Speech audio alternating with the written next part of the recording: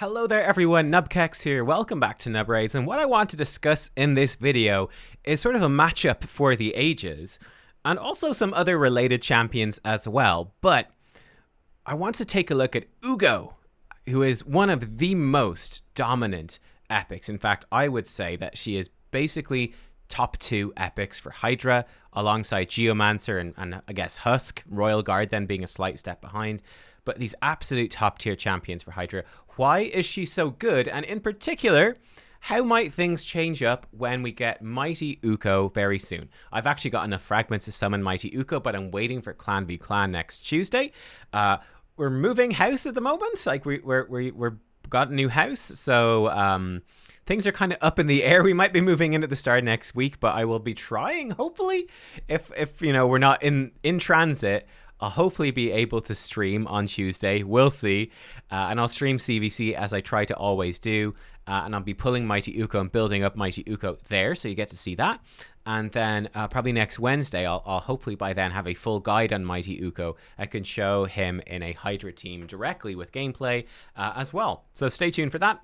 Today's video is not going to be a gameplay video, but it's going to be a much more sort of nerdy team building video, because you guys left a comment, lots of comments recently actually saying that you've really enjoyed some of the Hydra videos and you want some like sort of in-depth guides in terms of how the heck do you even tackle Hydra. So that's what I want to help you with today. So I've been working on a couple of fun little spreadsheets, putting some stuff together, certainly considering as well, guys, certainly considering building up maybe even a website at some point.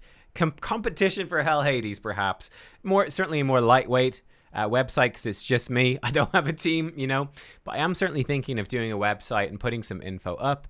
So it's something to look into. But for now, I do have these. I'm working on some spreadsheets, and I'll be sharing them with you probably on my Discord channel in the short term. But what we have here, these are all of the AoE block buff champions in the game. Just covering the functionality of their block buff move, the bonuses it has, and some of the conditions, etc. And then I've marked the ones as well that I think are particularly good. So you can see we've got the chance to land block buffs, we've got the cooldown, and the conditions, etc. So typically having conditions is very bad. That can be a big detractor. So for example, Basher with 4 hits at random basically makes them almost useless for this, or not very, very good at all, really pure filler. And again, champions that are bringing in, you know, these 70s or 30s or 60s, whatever, again, this is very weak, not so good. For the most part, what we're looking for is 100% chance to place block buffs on a 3-turn cooldown. Now, at the same time, the other utility stuff that we're looking for, and let me show you why I consider block buffs to be so important. This is, I think, going to be very helpful. I'm going to be building this out. The Hydra cheat sheet. I already realized in the buffs I forgot to put in strengthen, so I'll be adding that in after, okay? But you can see I'm sort of ranking the different debuffs and buffs and how good they are for Hydra. So in debuffs, block buffs I consider to be an S tier debuff. I consider this to be almost mandatory. It blocks Poison Cloud, it blocks reflect damage that goes out in the heads, it blocks increase attack on Head of Wrath. It just blocks all of this stuff that can really ruin your run and make your run end much quicker. So I do consider block buffs to be absolutely S tier. And this is why, if we look at, let's say, Uugo, you can see why Uugo is so good. We've got decreased defense and block buffs. It's on the 3-turn cooldown. And actually with Sniper and fully booked, you've got a 100% chance to place each. You can see with block buffs, it's 75%. Plus 5% times force is 95%. Plus 5% from Sniper, 100%. She also, though, brings Leech on her A1. And then she brings a little bit of a cleanse on her A3 and a heal as well. Right? So we look at our cheat sheet and we see, what is Uugo bringing? Decreased defense, block buffs. She's actually bringing an A tier debuff then in Leech, and she's bringing us cleansing and healing, which are 2 of our S tier utility things. So basically everything in her kit that she does is almost S tier across the board. It's why she is so strong and so difficult actually for other champions to compete with, or at least it's a very big part. Mighty, actually, the other champion I want to briefly mention, who was a continuous disappointment to me, is Norog. This guy, I really want him to be good because he looks so goddamn cool. He's such a badass. He's a giant pig. Like, he's freaking cool in armor, but he's just really, really weak. You compare him in comparison. He also has block buffs on a 2-turn cooldown, but he doesn't have the decreased defense that Uugo does. His A1 block active skills. Guess what? Block active skills is an F tier debuff. It is, at current time of recording, literally entirely useless for Hydra. It literally does nothing.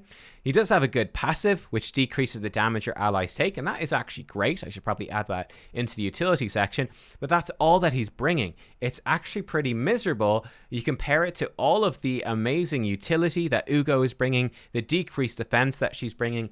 As we all know from building Hydra teams, you need to really be hitting on. You need to bring so many of these. You really want to bring everything in these S tiers. You want all of these, all of them. That's very hard. Even with 6 champions, you need a champion. You need champions that bring multiple of each. If we jump over and take a look at Mighty Ukko in comparison, Mighty Ukko I think is very good. Now, Mighty Ukko, the big downside here is we have a 4-turn cooldown on the block buff move. But this has a buff strip component, which is actually decently useful. Then it places block buffs and decrease accuracy on targets that have no buffs after the attack. So actually really, really nice. If we jump over to our cheat sheet, buff removal I do consider to be B tier utility. It's not essential, but it's kind of nifty to have. It's sort of a perk, but you definitely don't usually build around it too much, would be my advice. But she's bringing in the block buffs, which is S tier, and decrease accuracy I actually think is extremely, extremely good. It's A tier. By decreasing the Hydra accuracy, you can avoid like the provokes that they throw out. You can avoid the heal reduction that they throw out, which is very important. And you can also really reduce the damage from the poisons, right? The poison head of blight, does a lot of damage with those poisons, a lot of damage. Decreased accuracy can really help mitigate that. Ukko also has decrease, AoE decrease attack, very consistently with the A1. And then, of course, AoE revive with block damage and an AoE increased speed. And something I don't have in the cheat sheet yet is speed aura, and also again more buff removal, stealing buffs with the passive here. So yeah, Mighty Ukko comes in. I think it's looking pretty good. We got decrease attack, we've got increased speed, we've got block damage, which is quite nifty, we've got revive, we've got the decrease accuracy. We're bringing in a lot of stuff here that is nice, that is good. Definitely buff removal, definitely a good champion. Very, very good option. Will he replace Uugo, though? Well, as you can see from that cheat sheet, Uugo is very, very much in contention here. I definitely think the speed in all battles aura is definitely a really big perk that Mighty Ukko brings for sure. And definitely one of the interesting things that we need to look at here as well is how to switch up our team comp, because obviously we're going to need healing. There's quite a few champions that bring healing, but something else I want to bring attention to here as well is bringing in decreased defense is going to be somewhat tricky. So we come over to these debuffers, and by the way, check out these other ones. Tuhanarak is the other one I think that stands out to me as extremely good. She's void. The wonky thing about her is she has single target, block buff, and decrease it. In fact, excuse me, hiccups. Let me show it to you in game. Tuhanarak, she's got single target, decrease attack, block buffs, and then she does debuff spread. 2 random debuffs from the target, puts them on all enemies. So I'm actually not 100% sure how this works in practice. Is it completely random? Is it going to be debuffs that they don't have? I'm not 100% sure because I don't have her, sadly. But this can be a very, very good source of block buffs as well, and decreased attack. So that's very similar to what Mighty Ukko is doing. She also brings you increased defense, increased speed on a 3-turn cooldown. She has decreased speed on her A1. She throws out continuous heals, and then she's doing cleanses as well. So you can see why Tuhanarak is so highly regarded for Hydra. We look at we jump over to our S tier cheat sheet. We've got cleansing. We've got, well, healing in terms of continuous heal, increased defense and speed, got decreased speed, decreased attack. We got block buffs. We got a whole heck of stuff right there, right? With Tuhanarak, which is very, very effective. So she's the other top pick for me alongside Uugo, really. Then we got others. Enchantress definitely stands out to me. She's an epic, which is budget. She's void, and she has 100% chance on a 3-turn cooldown, and it's a 3-turn debuff. The problem with Umbral is that's all that she does. She does have a provoke move, but it's really not very usable because she's going to lock herself out of her block buff move. So, I mean, if you don't need to put out block buffs, you could do the provoke to lock down Head of Decay for a couple of turns, but it becomes very awkward. I don't think it's a really good idea. All she does apart from the block buffs is damage, but her block buff move, being Void Affinity, 3-turn, cooldown, 3-turn duration, is arguably the most consistent block buff move in the whole game, just from a pure block buff perspective. Others that stand out to me as well are Gurptuck and Archbishop. So Gurptuck is super underrated just across the board. He's really, really good for this. He actually places block buff, so it's not a hit. It will go through Poison Cloud and all the rest. He also puts poisons on your own team. The nice thing about that is the poisons up the damage that you do and also increase your resistance. So he's doing some real nice stuff. And then his A1 starts putting out continuous heals on allies under poison. His A2 is a 2-turn cooldown, big single target cleanse, heal, and shield. So Gurptuck is actually bringing a lot. He's super underrated for this. Very, very good Hydra champion. And then Archbishop, also super underrated as well, in my opinion. He is Spirit Affinity. So again, that's sort of his big perk over Uugo. And Ukko, in my opinion, is that he sort of fills in the Spirit Affinity block buff contingent. He has block buffs. He gives your team increased accuracy. Now that's a bit of a downside, as you can see. Oh, not here. Over here. Increased accuracy for me is really a B tier debuff. It's kind of nifty to have, but it's really not you're not really building around it. And then he places heal reduction, which unfortunately is just useless. Now this move is good for Arena, but for Hydra it does fall off a bit. The thing that makes him really nice, in my opinion, he also has a really good aura, but the thing that makes him real nice is this is very like Uugo's heal, but it gives you increased defense. It also gives you a massive shield. It does a massive heal. This is an absolutely incredible move. And then he's got some buff stealing and stuff on his A1. His passive is not very useful for Hydra, really. But yeah, he's a really solid champion, actually. Again, I think he's quite comparable to Uugo, but just a little bit unfortunate that some of the buffs and debuffs he's bringing aren't as useful, which is a pity because this is so good, but I do think he's really, really good. Now, when we look at this then, right, the big thing that we're missing out, if we switch Uugo for Mighty Ukko or to Hanorach or any of these others, the big thing we're missing out is obviously the decreased defense. And I've done a big chart, and this is a very big chart. This one is really, really big, okay? But with this chart, again, I've highlighted the champions I consider to be good, but with this one, I feel like this is sort of the problem, is that the decreased defense champions for Hydra are certainly a little bit lacking. So for example, if we come down to the epic champions, okay, let's say Duck the Pierced and Stagnite, 2 I've marked in blue. Aboro with marked in blue is a good B tier option, but hers is only a 50% chance on her A1, so I do think she's really nice because she's an amazing mischief tank. She's going to be very good if you've got counterattack and all that sort of stuff with this A1 decreased defense. So it's one to point out, but she's probably not going to be a core decreased defense champion for your team, again, unless you're doing ally attack or counterattack stuff, you know? But Stagnite and Duck, well, sort of the problem with them is that both of them have the 3-turn cooldown, but they both also put out decrease attack. And that's good. That's great. It would be a really nice compliment to Uugo, for example, who doesn't bring decrease attack. But guess what? To Hanorach, Mighty Ukko, both of these champions bring decrease attack. Archbishop Pinthroy arguably makes decrease attack less important to bring because his defensive move is so strong, it makes it a little less important. Maybe demotes it to an A tier buff, which is quite funny. But yeah, so that's sort of a problem right there with the epics. One I think has really good potential, really, really good potential, is Thylesia. I think she's one to look for to go alongside your Mighty Ukko. I think she's a great champion whose big weakness is she's got an affinity problem, for sure. If she's weak affinity to Head of Wrath, you're in pretty big trouble because her defensive stats are atrocious. She's very squishy, but she comes in with AoE decreased defense on a 3-turn cooldown, but then she has another AoE that increases debuffs by 1 turn, and that is very cool. And then a passive, which actually starts throwing out hexes. So I think Thylesia is really one to look at, right? She's bringing debuff extension, which is really strong utility, and she's also bringing hex as well.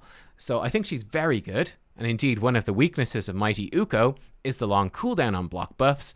Debuff extension really helps to mitigate one of the weaknesses there that Mighty Ukko has. Again, the big issue you're going to run into, though, is that Ukko and Thylesia are both Force Affinity. They're both red. If you go up against Head of Wrath, who's Spirit Affinity, you're going to really get smacked around. So that's definitely something to watch out for. So yeah, I think that she is very, very good. Where the where the debuffers really get good, I do think Deacon sort of stands out to me. He, practically speaking, has a 2-turn cooldown. I put it in as 3 because it's technically 3, but with his extra turn so consistent, it's really a 2-turn cooldown AoE, decrease defense, and he brings you lots of turn meter and some leech. So I do think that Deacon is a really nice, again, budget option to go alongside Ukko or these or like 2 Hanorak or anything like that. The ones that really stand out to me, though, Roxam is interesting, 4-turn cooldown, but Roxam has the potential to mischief tank. Definitely a champion I want to test at some point. I don't have them. Ragash is pretty nice. He does some perfect veil stuff. He does strengthen stuff, which is really useful. Increased speed, which complements Ukko, who's not going to have amazing uptime and increased speed. Herndig is kind of a funky one. He's got AoE decreased defense at decreased accuracy. He has a second AoE move then, which actually does weaken. So he's kind of a cool budget-ish option. Well, he's not really budget because he's legendary, and I think he needs like 18 bucks or something, 15 bucks. He needs a huge amount of bucks. I think it might be 15. Yeah, 15. Needs a huge amount of bucks, but he can also put out burn, which is kind of nice. But AoE weaken, AoE decrease defense, decrease accuracy. Lots of great utility there. He does really good damage, so he is kind of a good option. But the ones that really dominate this, and I think this is one of the problems, is Lydia, Sissia, and Venus. These are the ones that stand out to me. All three have something in common. They all do decrease defense and weaken AoE. Sissia and Venus also both provide AoE HP burn. Lydia provides strengthen and increased speed. I forgot to put strengthen on my list, but strengthen is S tier and increased speed is S tier. And then HP burn and weaken are both A tier debuffs, so they bring a lot. Lydia also brings a single target block buffs, which is a nice backup thing to have, like when heads spawn in and whatnots. And Lydia is also very good with Inquisitor Shamail in combination against Head of Torment, for example, and turn meter boosting your lead. So lots of stuff going on there, but you do start to get very limited to having these extremely good champions. You know, Lydia for beating faction wars. Venus is a void legendary. Sissia obviously is a normal legendary, but that's one. She's hard to get. Certainly Ragash and Herndig are decent backup options, but they're definitely not as good as these three. And again, Deacon is a decent backup option, but not as good. Thylesia, I think, is one to look at. But you're running low on champions that are sort of exceptional for Hydra, that bring you lots of that good utility, lots of those other debuffs and buffs that we want. We've got absolutely tons of champions doing AoE decreased defense, but very few that are bringing us the things that we want alongside of it. Now, if we look, I think this is just an interesting thing to see. If we look at like the teams of the week here, it's just fun to look through and see the combinations. So we've got 2 Hanorak and Sissia, okay? We've got Uugo right here. This one is actually a really interesting one. We've got 2 Hanorak. We've got no AoE decreased defense. We've just got 4 damage dealers, which is pretty crazy. I guess the Royal Guards just put out decreased defense with Relentless set, right? They just do it themselves, I guess, which is really fun. I've never seen anyone else do that, so that's really interesting. Here, 2 Hanorak Venus. 2 Hanorak, I guess, sort of Krisk and a Krizia Royal Guard sort of backing up. That's kind of a kind of interesting one as well. Uugo. Venus, 2 Hanorak. Uugo. We got sort of 2 Hanorak, and actually Kantra is a weird one. She does technically do, I believe, decreased defense and also block buffs, but it's extremely random. But Krisk does give you backup decreased defense. Here, Uugo. So we're seeing a lot of the same champions crop up, right? And that's something I really want to draw attention to here.